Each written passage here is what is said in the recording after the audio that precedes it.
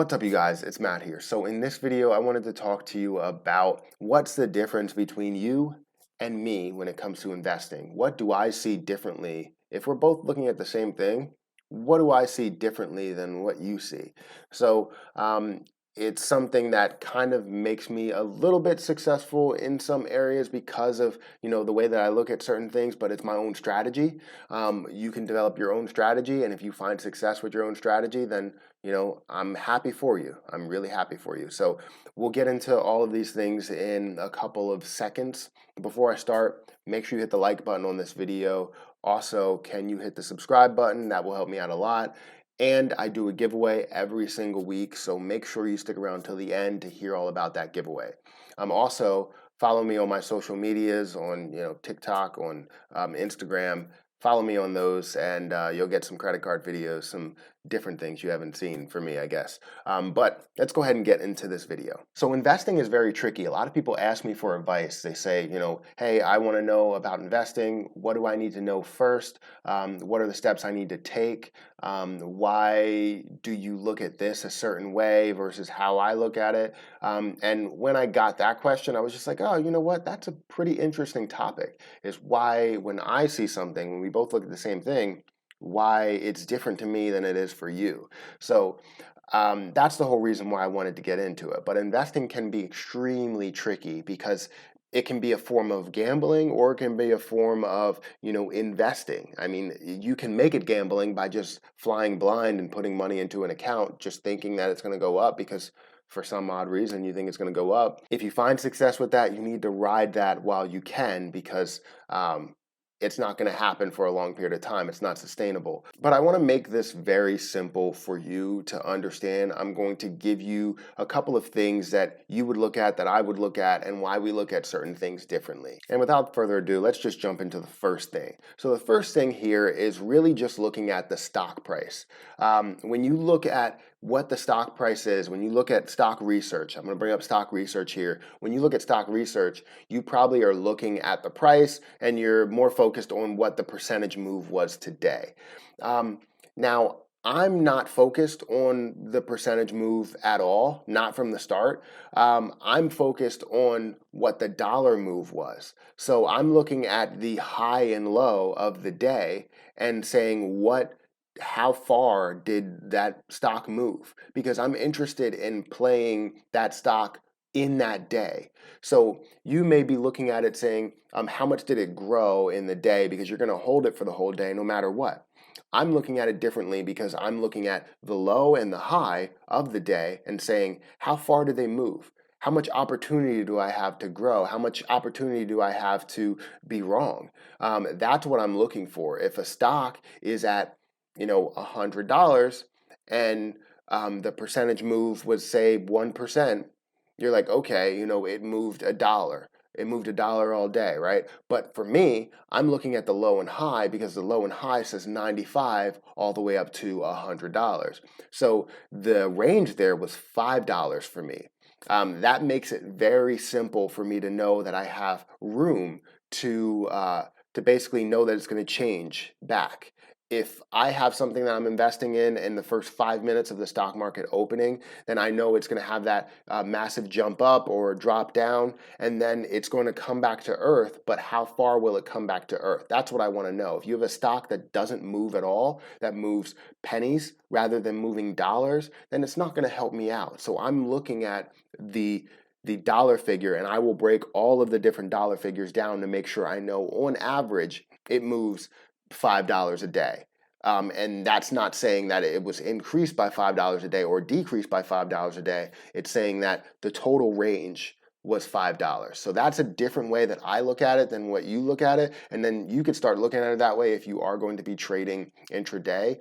But I would say that's only an intraday strategy. Anything that's more like long-term or holding it more than a day is not something that you can look at that range and say, where can I invest at? That's not really what you can do. You're going to be focused on the percentage because it's a different way of looking at it. Hopefully that makes sense for you. If it did, make sure you let me know down below if that makes sense, because I tried to explain it as best as possible, the way that I look at it. So hopefully it made sense. The next area is panic versus opportunity. So people will look at a stock, especially the markets recently, how they've been dropping crazy. That's more opportunity than panic. Some people will panic. Obviously, that's why the stock market dropped down so much. It's people driven. So they will panic and then they'll say, I got to get out of this stock. That's not really the case. You see opportunity as an investor. Yes, you may liquidate some of your stock, half of it or something, whatever. But you know that there's going to be a consolidation point and that you're going to reinvest when it hits a certain low or a certain level. And this is what I see all the time from different people, why I'm investing at this level, why I'm investing now since it's still on the downturn. Eventually it's going to turn up and it's going to be, at a point to where it once was, and then I gain so much more profit from it. That's something that investors do differently. They'll keep half their stock in there and they don't liquidate all of it, but then they're going to grow a second half of it. So I see it as opportunity. Anytime there's a downturn, anytime people start panicking, I see it as an opportunity. You shouldn't see it as something that's a flaw. You shouldn't see it as something that's going to be death to the markets. You should see it as opportunity, because the markets are people driven. People that panic tend to change the market ridiculously, and it makes investors like me and like other people very happy because you can see large profits very quick. So that's one way, the panic versus opportunity. That's also a way that is different. Another area that I see often is people saying, I can make more, or I hit my target. Hit my target versus I can make more. And if that doesn't make sense to you, I'll kind of break it down here. So every day I set a profit to loss ratio. I set my target goals. I set my stop loss. I set everything that I needed to set. And then when I get to that winning position, when I'm at my goal, I will get out. There are so many people that I run into who are just like, I'm going to stay in because I feel like it can gain so much more. And that's something that could be horrible. It could work for you. It could work, but it's not going to work 100% of the time. You want to, obviously, getting out is not going to work 100% of the time, but you are going to make a profit 100% of the time if you get out when you hit your goal. That's 100% a fact. So if you hit that goal, get out. That's what I do. I don't care what's going to happen, what I see happening in the future. My goal was $100. I'm getting out at $100. If I have an opportunity to make $1,000, whatever. There are so many opportunities to make $1,000. So I'm going to stick to my goal, and whatever my goal is, that's what I'm going to stick by. So what you will do, and I'm not saying that you watching this right now will do, most people will do, is they will get to that $100 goal and they'll say, you know what?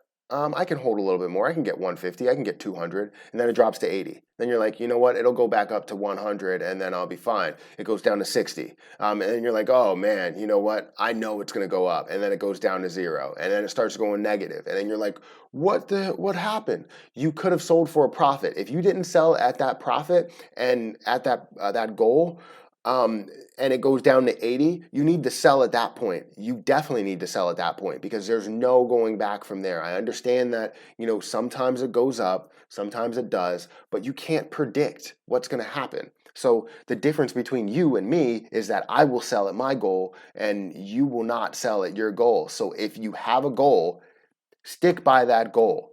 Simple, stick by it. Another thing that I do differently, that I see differently than you do, is a losing position. When you're looking at a losing position, what do you see? You probably see opportunity, which you should be seeing, hey, get out. That's what I see, is like, if I hit my stop loss, which I always have a stop loss set, if I hit my stop loss, then I'm out. I'm out. I lost money for the day, and my stop loss was, 20% of what my goal would be. So I'm good. I'm good to trade tomorrow. And then if I lose another position, that's still 20%. It's going to be a total of 40% of what my goal will be. And then eventually I win. If I win 1 out of 5 times, I'm basically profitable. So I'm happy with what I'm doing.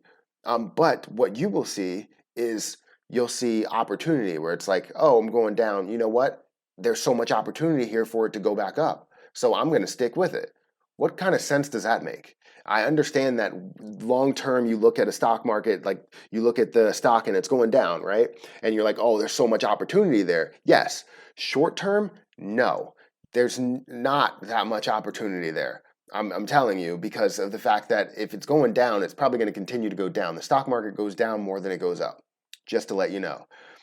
So that's something that I look at a lot differently than you do. But these are 4 things that I wanted to break down for you just to show you that I look at things differently than the way you look at it. And you should be kind of looking at your situation saying, should I be looking at it this way? If you're day trading and you're looking at it in a long-term mindset, you need to, reevaluate and, sit down, write some goals and go from there, because it's going to be a long road if you continue in that route. But that's what I wanted to talk about, was just, what I see differently than what you see. Hopefully you enjoyed this video. Let me know if this was valuable for you, if you found another way of investing, if now you're going to start thinking more strategically and, break things down a lot more the way that I do it, or implementing some sort of my strategy into your method, into your strategy. Let me know exactly what you think. I'm really interested to hear what you think about this. But that's pretty much it, guys. Make sure you hit the like button on this video. Also, hit the subscribe button. That helps me out a lot. And I do a giveaway every single week. And all you have to do in order to enter the giveaway is comment on this video, like this video, and also be subscribed to both of my YouTube channels. Be subscribed to this one, the Matthew Perry channel, and be subscribed to the podcast, the Perry Experience channel. That's all you have to do, and then you'll have 1 ticket. But if you want multiple tickets, then just comment on every video that I have for the week, and the giveaway will be on Saturday. So thank you so much for watching. Like, comment, subscribe, do everything you can to support this guy. But I'm going to have to get out of here, and until next time, I'll see you guys later.